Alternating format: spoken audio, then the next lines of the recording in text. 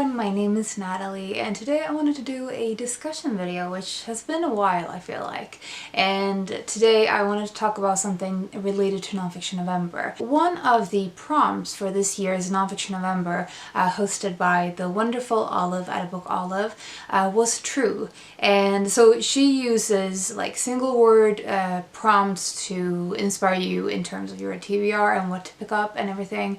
But one of the prompts was true, and I found it really interesting, the reactions that people had to that in making their own TBRs and what they said about this prompt and how they sort of interpreted it. And it got me thinking about truth in terms of nonfiction. So often when we think about the definition of the term nonfiction or the genre, or the writing form, whatever you define this category as, the idea is that it's true stories. Truth should really be accurate as a representation of anything within the nonfiction realm if that was the case. However, there are instances where there's sort of a fluidity when it comes to truth and also different ways of dealing with truth. So I'm going to go into a few things that I've been thinking about in connection with this idea. And some of them are to do with the form of nonfiction and some of them are to do with the content. One of the things that I heard someone say in one of their TBRs for Nonfiction November was that there is sort of a spectrum of truth in nonfiction where the most true or the most sort of directly true was reflected in journalism. And that on the other side of the spectrum, they put memoirs. And I think that is really interesting as an idea. So with these two examples, the most obvious thing related to truth is the time frame, I think, the distance from the true event to the telling. So with a memoir, the author has so much power in the way that they tell a story, when they tell a story, how they frame it. They can wait until the thing that has happened is over, so they have hindsight. With journalism, usually you are still in the thing. It is sort of the current issues kind of nonfiction is still very much within its time, and so because of that it has a kind of immediacy in terms of truth, but it also means that sometimes you don't have the entire picture because not everything has happened yet. So I thought that was a really interesting way to both memoirs and journalisms are true in the sense that they are nonfiction. They're telling true things, but in different ways, and also I think that in particular both forms sort of shape the kind of stories that come out of them. So with journalism, of course the idea is that you have an immediacy, but you also have the need to capture your readers and your to capture your audience in a usually overly dramatic way. It obviously depends if this is in a book form or in like a newspaper, for example. But with the newspaper, I remember from doing some media studies in university, I remember that there was a lot of like structural things that fit your things within the confines of a news article, and so that form limits the kind of story or truth that you can tell.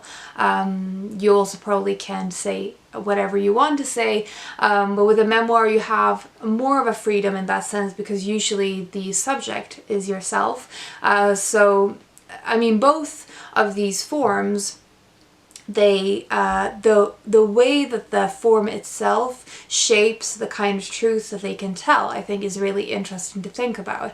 And with memoirs, as I said, you have the hindsight and are able to shape and frame the story you want to tell, but also with a memoir, with the definition of a memoir being that you choose parts of your life that you tell, and so with the choosing you're also leaving a lot of things out. And while that isn't to say that that isn't truth, it isn't the entire truth. But then we have those books that sort of fit in between the line of fiction and nonfiction. And I think one of the biggest titles that comes to mind in terms of a sort of, not scandal, but a controversy to do with the nonfiction and fiction categorization is James Frey's A Million Little Pieces. There are so many fiction books that have been described as autobiographical. I've actually done an entire video talking about this trend in literature using the author's own life or experiences or even names sometimes in a fiction format. On the other side of that, we have narrative nonfiction, with nonfiction being told in a strong narrative sense. So, for example, describing a person in a biography as feeling the wind on their skin and sort of walking with muddy boots inside the door and sighing of hunger or something like that. Really painting a picture of a nonfiction person. And that is nonfiction using the storytelling form of the fiction sense. And then equally we have nonfiction where it's not difficult to see that they are stretching the truth. So for me, the example that comes to mind is Knausgård's like series of biographies of himself or memoirs of himself. Siri Hustvedt actually mentioned his books in a talk that I went to in September, and she talked about how he will include details like when he was 3 years old, he could remember this smell perfectly and could describe it in detail and everything like that, and that she pointed to that being obviously false, that you can't remember those kinds of details as a 3-year-old and tell those details as an adult many years later. Sort of a tool to tell his bigger story, and that it was sort of part of his way of writing. Another aspect of the truth in nonfiction is that a lot of nonfiction is based on memories. It could be the author's own memories, it could be memories from other people, even if you have like interviews or whatever that you are basing your nonfiction on. If they are based on memories, they are based on something that is very fragile and that isn't at all necessarily reliable. So there is, even when a nonfiction is based on a true story, there's still the passage of time, even just non-knowing that something is relevant at the time and not paying attention to the details. I feel like I've read this many times. I've come across this idea that the more you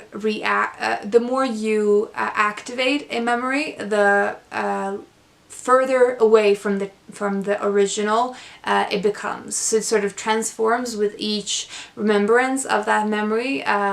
The contents of it changes, and so having that in mind, there is obviously an element of not lies, but not pure truth. So in that sense, all nonfiction has an element of non-truth in them. The reliability aspect of it is also related to the source material, which is an entire other thing, but is also related to truth in nonfiction. So, for example, with one of the books that I am currently reading is How to Be a Victorian by Ruth Goodman, and she uses some like diaries and journals from people living in the Victorian era. Those are primary sources, but then the further away you get from the primary sources, the more filters you have in between the story and the telling of the story. So that is something that, I mean, with all nonfiction basically, you have to deal with that at distance, and that is one of the reasons that I usually tend to be a bit hesitant with authors of nonfiction that are writing about something that they have no personal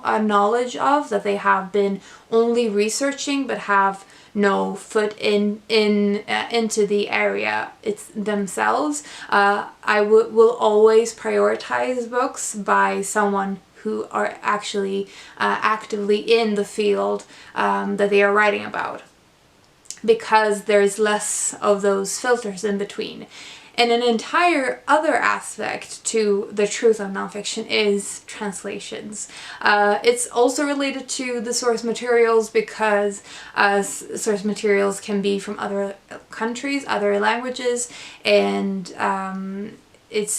I mean, a lot of people can't read several other languages, so you lose a lot of other source materials and possibly materials that will tell another truth or work against the truth that you have told.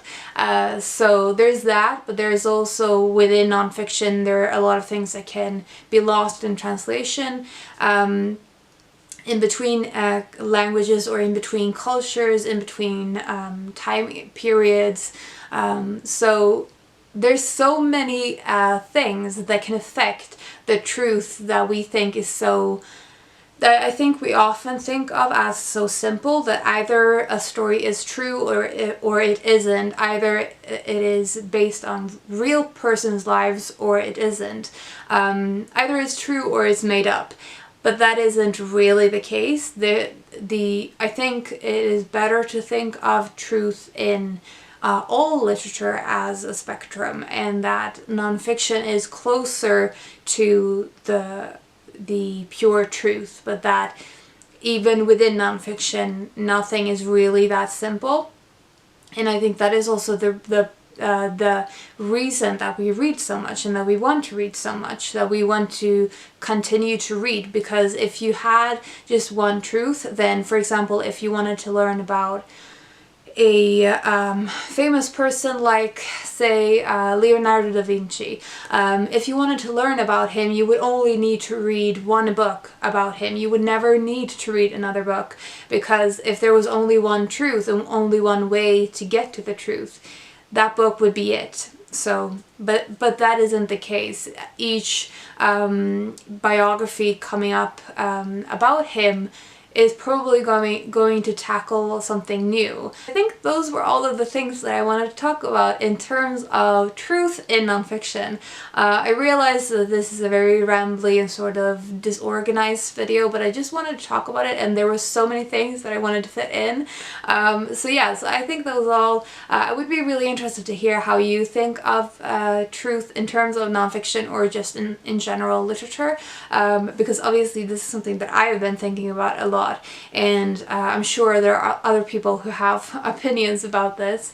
But yeah, I would be really interested to hear anything related to what I've been saying for the last few minutes. Thank you very much for watching this video, and I hope everyone has had a fantastic Nonfiction November. This is going to be the last video I have time to put up before the end of the month. Hope you're having a fantastic day, and I will talk to you soon.